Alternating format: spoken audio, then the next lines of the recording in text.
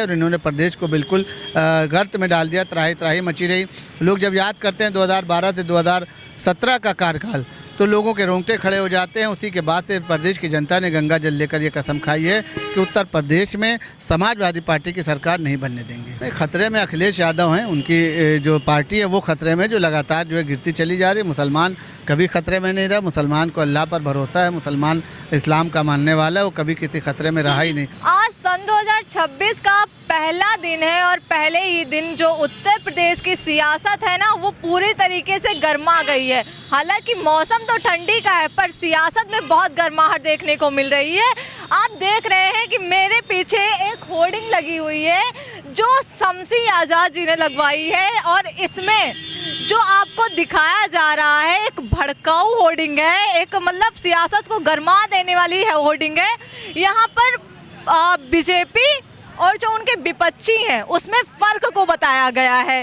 इसमें एक तरफ तो मैं बीजेपी का बता देती हूँ जिसमें लिखा है कि विकास यहाँ, और उसके साइड में जो है उसमें लिखा है नमूने वहाँ, और जहाँ नमूने वहाँ लिखा है वहाँ पे लाल टोपी और वाइट टी शर्ट।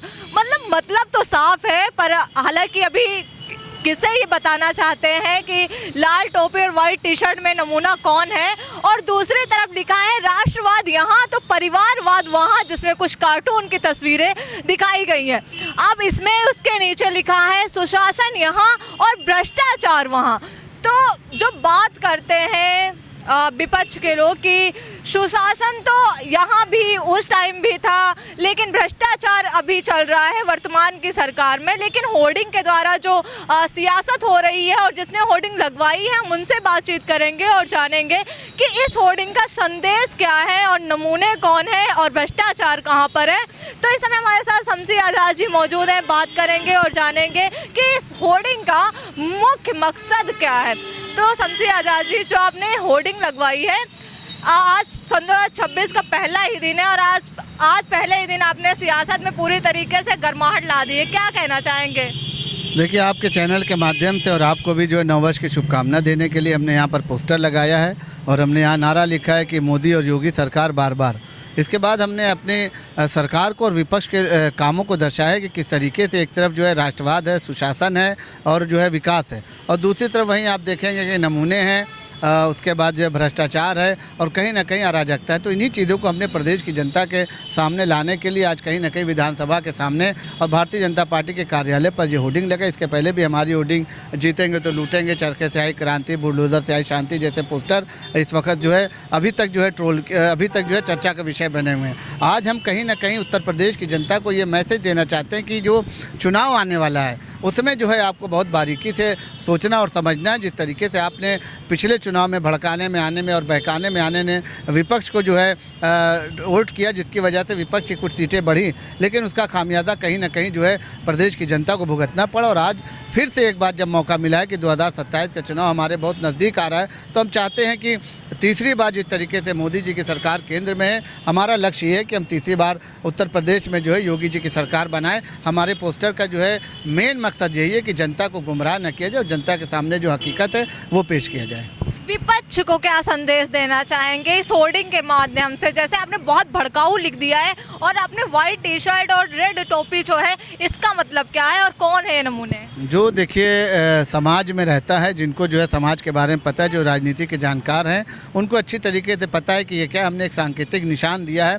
आप पता लगा सकते हैं कि ये नमूने कौन है। प्रदेश की जनता और देश की जनता किनको नमूने मान रही है। हमने किसी का नाम नहीं लिया, हमने यहाँ पर सांकेतिक रूप से एक दर्शाया है कि इनसे जो है आने वाले चुनाव में इस टोपी और इस टी शर्ट से जो है आप कम से कम होशियार रहें। ये टुकड़े टुकड़े गैंग है, ये प्रदेश को और देश को जो है टुकड़े टुकड़े करके बांटने का काम करने वाली है। देश कहीं न कहीं आज विकास के पथ पर है।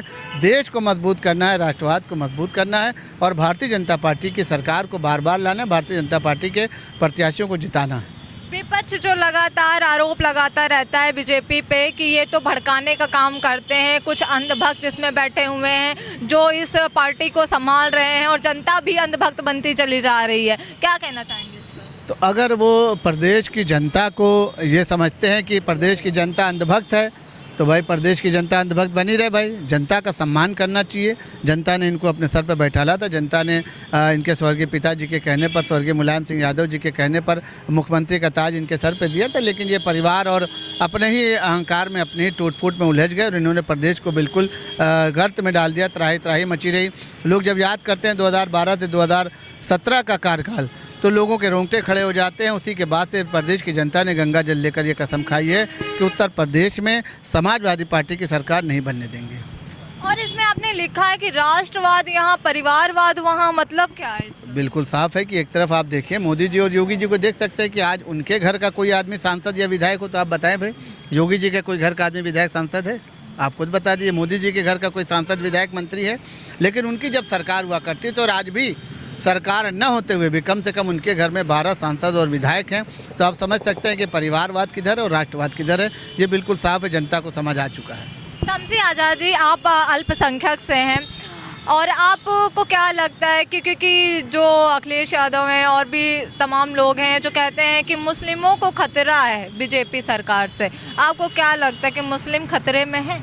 नहीं, खतरे में अखिलेश यादव हैं। उनकी जो पार्टी है वो खतरे में, जो लगातार जो है गिरती चली जा रही है। मुसलमान कभी खतरे में नहीं रहा। मुसलमान को अल्लाह पर भरोसा है, मुसलमान इस्लाम का मानने वाला है, वो कभी किसी खतरे में रहा ही नहीं। खतरे में रहता है तो आज शमसी आज़ाद भारतीय जनता पार्टी में न होते। और हमारे ऐसे लाखों करोड़ों कार्यकर्ता हैं जो आज कहीं ना कहीं, चाहे वो मुख्तार अब्बास से लेकर, मोहसिन रज़ा से लेकर, दानिश आज़ाद, बासित अली, बहुत से ऐसे कार्यकर्ता हैं जो आज कहीं ना कहीं भारतीय जनता पार्टी में अपना पक्ष रख रहे हैं, भारतीय जनता पार्टी में अपने को सम्मानित महसूस कर रहे हैं। सन 2027 का चुनाव भी आने वाला है, अभी 26 में पंचायत चुनाव होने वाले हैं। हालांकि ये जो चुनावी माहौल आता है, क्योंकि अभी सारी पार्टियां दमखल संभाल रही हैं, रणनीतियां बना रही हैं चुनाव को लेकर जीतने के लिए, क्या कहना चाहेंगे इस बार किसकी योगी फिर से तीसरी बार हैट्रिक लगाएंगे या फिर सपा साइकिल दौड़ाएगी? देखिए, प्रदेश की जनता जानती है कि एयर कंडीशन में बैठकर कौन राजनीति कर रहा है, गर्मी में और जाड़े में और बरसात में जो है लोगों के दरवाजे पर पहुंचकर कौन उनकी बातें कर रहा है, कौन अपराधियों को जेल की सलाखों के पीछे भेजा है, कौन उनका एनकाउंटर कर रहा है, कौन भूमाफियाओं को जेल में पहुंचाने का काम कर रहा है, कौन हत्यारे और बलात्कारियों को जो है सज़ा दिला रहा है। तो प्रदेश की जनता जान चुकी है। 2 बार उत्तर प्रदेश में और तीसरी बार केंद्र में सरकार बनी हुई है और यही प्रदेश और देश की जनता चाहती है कि ऐसी ही सरकार बनी रहे जिससे जो है प्रदेश का और देश का विकास हो सके। तो ये होर्डिंग की जो सियासत है आप देख रहे हैं दिन ब दिन बढ़ती चली जा रही है, लेकिन ये बताया जा रहा है कि जनता की आंखें खोलने के लिए है कि जनता जागे और देखे कि कहाँ और कौन सी पार्टी में क्या कुछ हो रहा है, कहाँ पे राष्ट्रवाद हो रहा है तो कहाँ परिवारवाद हो रहा है, तो कहाँ भ्रष्टाचार हो रहा है, और इसमें ये भी लिखा कहाँ विकास हो रहा है और तो कहाँ नमूने कुछ पार्टियों को संभाल रहे हैं। अभी हमारी शमसी आज़ाद से बात हुई है जिन्होंने बोला है कि कुछ लोग हैं ऐसे, हालांकि ये नमूने वाली बात तो अभी कुछ दिन पहले योगी आदित्यनाथ ने भी बोली थी, जिसका मतलब तो साफ आप लोगों ने आपको पता ही होगा, क्योंकि ये बात बोली गई थी कि 2 नमूने हैं योगी आदित्यनाथ द्वारा बोला गया था कि जो एक लखनऊ में संभाल रहा है और एक दिल्ली में। तो ये नमूना जो शब्द है काफ़ी ज़्यादा प्रचलित हो चुका है और समझने वाले इसका मतलब भी खूब बखूबी समझ रहे हैं। और आप जान सकते हैं ये जो उत्तर प्रदेश की सियासत की जो गलियारे होते हैं ना, इसमें काफ़ी ज़्यादा हड़कंप होता है और बहुत ज़्यादा गर्माहट होती है।